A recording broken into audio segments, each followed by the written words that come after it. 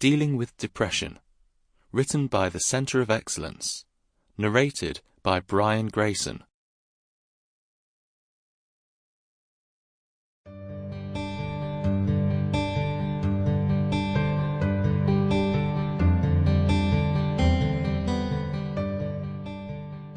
Center of Excellence, Dealing with Depression course. Introduction. Welcome to the Dealing with Depression course from Center of Excellence. This is a course designed for self-help and also helping others overcome depression. The information provided in the course brings together a lot of very recent findings on what depression is, why there has been a huge increase in cases, and how the sufferer can help themselves to overcome the condition in many ways. Suffering with depression can leave us feeling isolated and unmotivated. We are often confused at the intensity of sadness and hopelessness that comes with the condition, and in many cases, the worse we feel, the less able we are to act on feeling better. This course will show you how many options that we have to fight and deal with depression, no matter how intensely we feel it or how often we have suffered. It will also educate you in the importance of absolute individuality when assessing and deciding on a treatment plan for depression. We talk of food, lifestyle, stress, and life experiences, and how they affect the chemistry within us, which automatically changes how we feel. Then we discuss the alignment between holistic health and the most up-to-date medical views on the topic.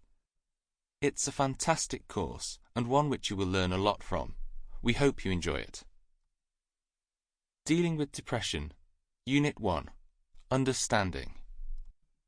Unit 1 of the course explores depression in detail. It discusses what depression is, symptoms, and why we suffer. The objective of Unit 1 is to help the student in better understanding of the condition and how it affects the sufferer. Depression is a state of mind and body that prevents or hinders normal function. It happens for many reasons, and sometimes no reason at all. Over many generations, depression has been misunderstood, discarded, and treated in some worrying ways. Thankfully, we are beginning to understand it better than we have in the past, and more importantly, what can trigger the condition, along with how to treat it in a holistic and non-invasive way. Although we still have a lot to learn about depression, we have an amount of understanding now that can take us towards further knowledge of the condition and lasting improvement. There are a number of theories that explore the exact reasons for depression. Basically speaking, in biological science it has long been believed to be a chemical imbalance in the brain. Yet experts are questioning the reason for an imbalance, along with whether and how it can be avoided or treated holistically. The human brain is complex and highly interesting. Neurons within the brain can become dysfunctional, lose the ability to communicate, or simply cease to produce enough of one chemical or start to produce too much of another.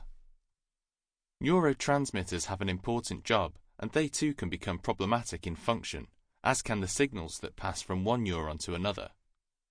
The questions that modern science has is whether this problem is simply a medical condition that cannot be avoided and always needs medication, or whether it is a change in the lifestyle and thought patterns of sufferers that reflects society as it is today.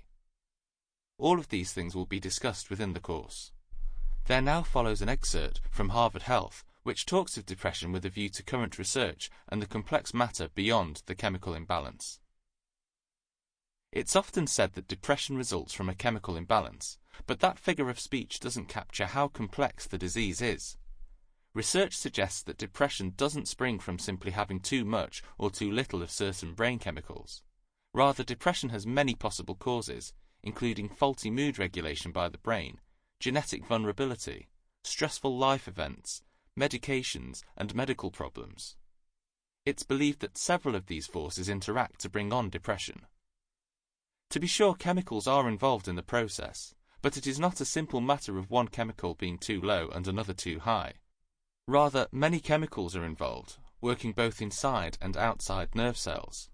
There are millions, even billions of chemical reactions that make up the dynamic system that is responsible for your mood, perceptions, and how you experience life.